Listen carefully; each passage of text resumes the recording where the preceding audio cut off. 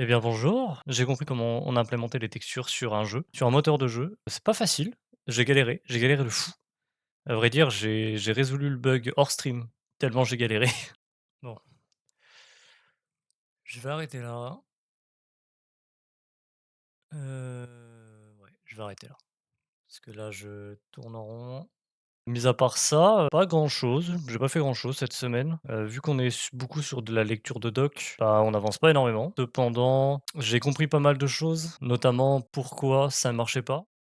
On a refactorisé un petit peu notre dossier main et on va utiliser le shader your shader use. Avant, on va pas le mettre dans la boucle en fait, parce que j'ai l'impression que ça va redéfinir une nouvelle texture à chaque fois et j'ai peur que par la suite, ça mette à jour par une texture vide. Pas pratique du tout. Ça va nous faire de la merde, c'est sûr et certain. Je vais vous montrer un petit peu les problèmes que j'ai réussi à résoudre. Alors, en gros, j'ai changé dans mon constructeur mesh pour que ça puisse prendre l'index. C'est pour indiquer le nombre d'index qu'on a dans le tableau. Par exemple, pour un triangle, on va avoir 3 sommets. Quand on va avoir un rectangle, ça va être 4 fois, etc., etc. J'ai rajouté la suppression des textures dans le destructeur mesh parce que je ne l'avais pas mis et ça risque de rajouter une texture sur une texture et c'est pas ce qu'on veut. Ensuite, on débind de tout au cas où parce que c'est toujours mieux et ensuite on draw tout dedans. Ça, je l'avais déjà mis, c'était pas gênant. Là où j'ai un petit peu merdé, c'est à l'utilisation des shaders. Je ne passais pas la texture en complément et que je configurais tout dans la boucle.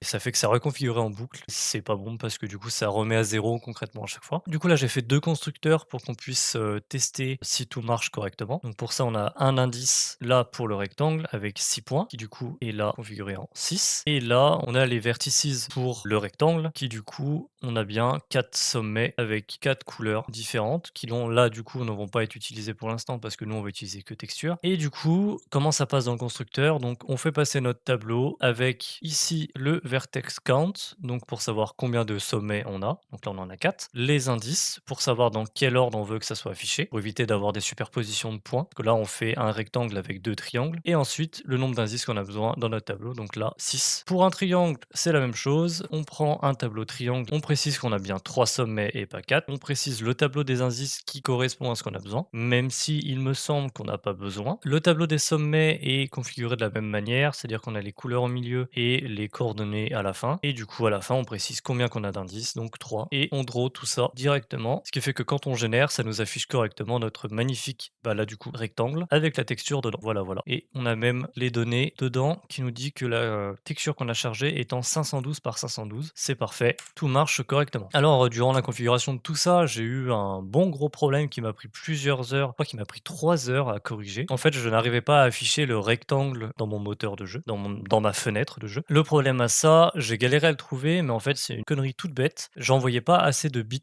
comment que je pourrais dire? Je configurais pas assez de bits mémoire pour, ce que je voulais charger. J'en envoyais seulement 8 alors que je veux en envoyer 128. Et le problème, c'est que, les 8 premières étaient bonnes, mais les 120 d'après étaient random. Alors en fait, le 8 qu'on utilise, c'est par rapport au tableau vertex qu'on envoie. Là, vous voyez par exemple, on en a 3 pour la position, 3 pour la couleur et 2 pour la texture. Voilà à quoi correspond le 8. En C++, quand on va donner une taille et qu'on réutilise plus que ce qu'on a donné en taille, les données qui restent après sont random. Donc ça peut être des données bullshit en mode du 0, du 1. Le problème, c'est que vu que j'ai refactorisé mon code en le divisant en plusieurs fichiers, contrairement à la doc d'OpenGL qui, eux, mettent juste un fichier, shader et tout dans le main, j'ai dû bidouiller un petit peu et faire en sorte que la mesh configure bien la texture qu'elle va afficher. Ce qui fait qu'on va pouvoir maintenant changer, les différentes textures qu'on va avoir besoin.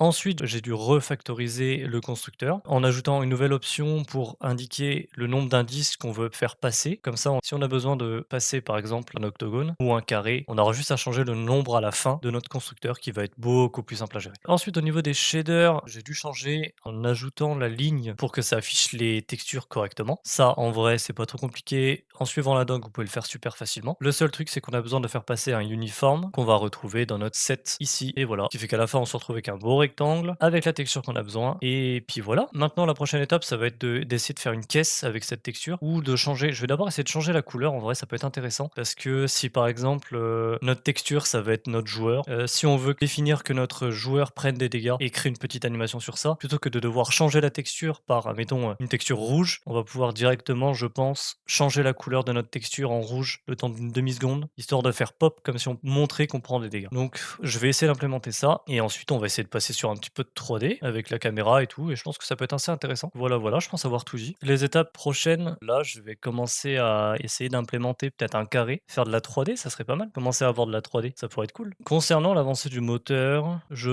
pense bientôt intégrer la possibilité de bouger le carré par exemple ou bouger la caméra. Pour ça, on va rester sur du OpenGL principalement. Peut-être que je vais utiliser des librairies, mais c'est à voir si c'est pas du tout faisable. Concernant la série de vidéos, je vais essayer de poster une vidéo par semaine, peut-être 2. Après, l'objectif, c'est de créer un moteur de jeu build-in public, parce que je trouve ça intéressant, un build-in public. Ça se fait pas beaucoup, en français du moins. Ensuite, ça va être plus technique, je pense. Pour des personnes qui connaissent pas vraiment le dev, ça va être compliqué. Après, pourquoi pas faire des vidéos qui expliquent certains concepts, ça pourrait être pas trop mal. Et après, pour la suite, on verra bien. Pour la DA de la chaîne, j'ai aucune foutre idée de ce que je vais faire. Non, plus sérieusement, je ne sais pas comment je vais tourner la chaîne, je sais pas comment je vais faire le montage. Pour l'instant, j'essaye de faire, le plus naturellement possible. Je pense que je vais essayer de rester sur ça. Peut-être alimenter le tout par des mèmes, parce que je trouve ça drôle en vrai. Et puis voilà. Ensuite donc, je pense que je vais essayer d'abord de faire un clone de Minecraft pour l'instant, parce que ça va utiliser des cubes, je vais pas avoir besoin de beaucoup de vecteurs et cetera pour faire, quoi que ce soit et on va même pouvoir gérer, le procédural et puis tout le reste, donc on va bien voir. Pour moi, je pense que c'est une chose intéressante à faire. Après pour le reste, on va voir. Hésitez pas à venir me voir en stream, je stream 1 à 2 fois par semaine. N'hésitez pas à vous abonner. Si vous avez des questions, n'hésitez pas à les mettre en commentaire. Un petit pouce bleu, ça fait toujours plaisir aussi et puis voilà, c'est parti. Je pense que je pense que pour un début, c'est pas mal. Voilà.